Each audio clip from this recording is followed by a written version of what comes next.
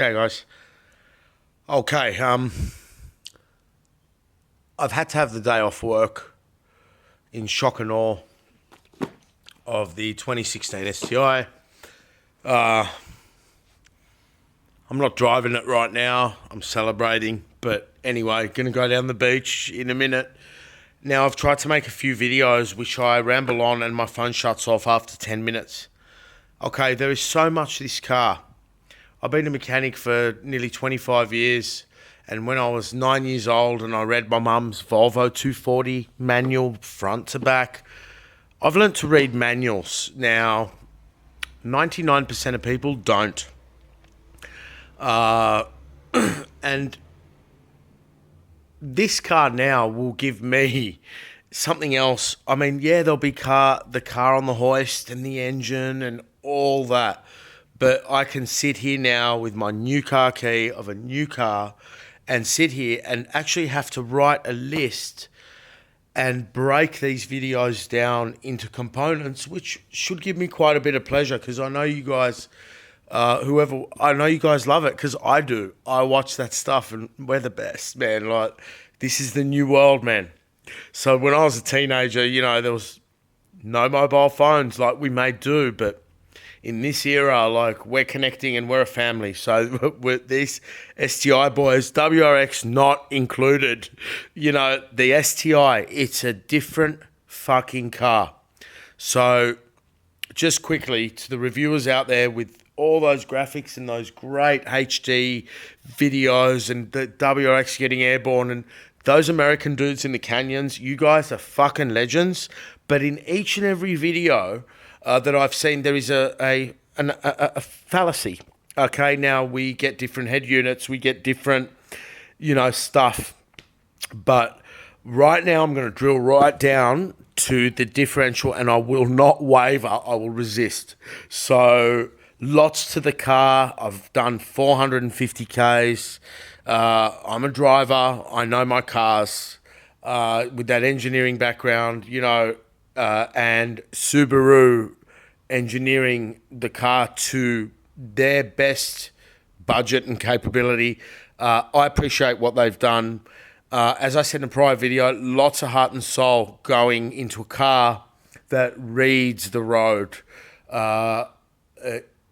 You guys, we got to go for a cruise, you know, through the national park and stuff. I took it there, running in or not running in, I had to do it.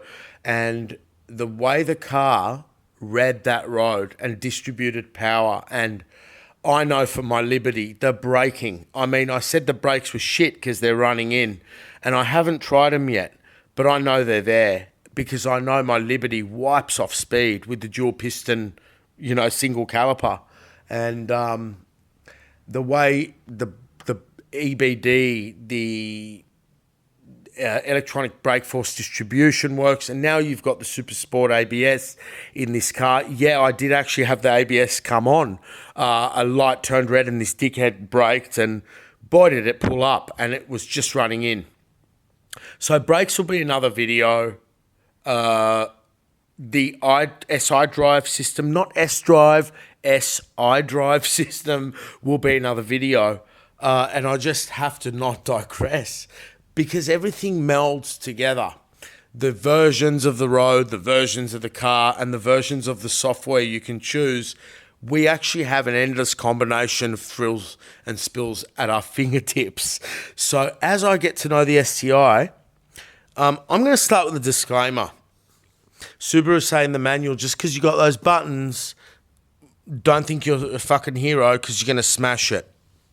Okay, the car inspires confidence. They've put the disclaimer in, and so will I. I do not know much yet. But I'll tell you one thing. It's got 3 diffs. Not 5, not 4, like all these videos say. 3. And I don't know nothing, but it's got 3, because where the fuck else are you going to put another fucking 2 diffs, right? 3 diffs. Front diff, helical, limited slip diff. Rear diff, torsion, limited slip diff. 6-speed close ratio manual with an optional short shift kit, which they screwed me. They haven't got it in yet, but it's coming. And I've got it in the Liberty. And that short shift kit, man, you got to get the short shift kit. once again, back to those other reviewers that say it's too short, whatever. Yeah, whatever, right? You got to get the short shift kit. You can use Cobb, which I did in the Liberty, and you can adjust that sort of thing. But there's nothing like that $780 option of the genuine levers. Just remember the WRX has a manual, a cable-controlled gearbox going. So 2 different cars. This is only for the STI. All right, this morning through the Cross, Auto Plus, I felt torque steer, tugging on the steering, limited slip diff action, knocking from the front end as it grappled for traction, and I'm driving like normal. So to those videos that say they can't feel the difference, man, you guys are like inebriated. There's actually like something wrong in your brain if you cannot feel what Auto Plus does. Now, that's the thing. Auto Plus, as you move it forward, I'm a very reasonable man, expected more power to the front wheels. Now, yes, it gives more traction to the front wheels. Okay, yes, but it increases the steering resistance, and it tugs on the steering and the car transforms. As you press manual, you'll have default to the rear bias, over 55% to the rear. I'm saying that because I don't know if it's 59-41 or what. Because of all these videos, I don't know what's what. Subaru extremely vague in here, and we're extremely limited for time right now. Okay. Subaru don't go into, you're going to destroy the differential in the full lock. Full lock, put it on when you go to Kmart in the car park or in your basement car park with the shiny floors. Hear the juddering, hear that the wheels are all turning at the same speed when really we need wheels to turn at different speeds when we're turning. Full lock is only for removing the car from awful conditions and stuff like that. Really slow sort of winding, twisting, gravel, embankments and stuff like that. All right, I'm sure I'll use it one day. Now, gear train rattle. This is the point of this video. I've got about 2 minutes left. Gear train rattle. Now, any other car would be back at the dealer. I've got gear train rattle in low speed conditions. I've got thrust bearing rattle, which is when you push the clutch, it's gone. Every now and then, change the gears in a quiet place, leave it in neutral, and don't bump the throttle and get that thrust bearing noise. Now, I've got it. Now, I might have a lemon, but I don't think so, because I reckon Subaru have lightened the flywheels to the limits of the gear train rattle.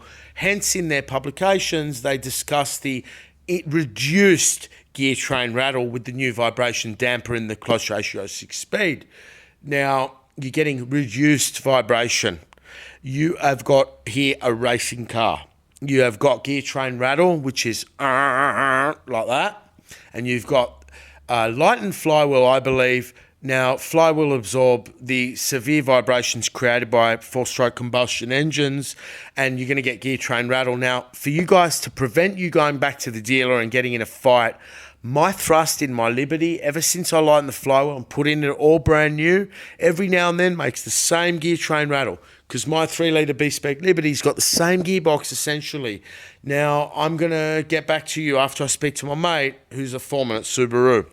Thrust bearing rattle, we've covered the short shift kit, and we've covered basically as you move power to the rear in the manual DCCD, you're lightening your steering, you're creating a car where the back's going to kick out a little. And I fucking tried it and it fucking works.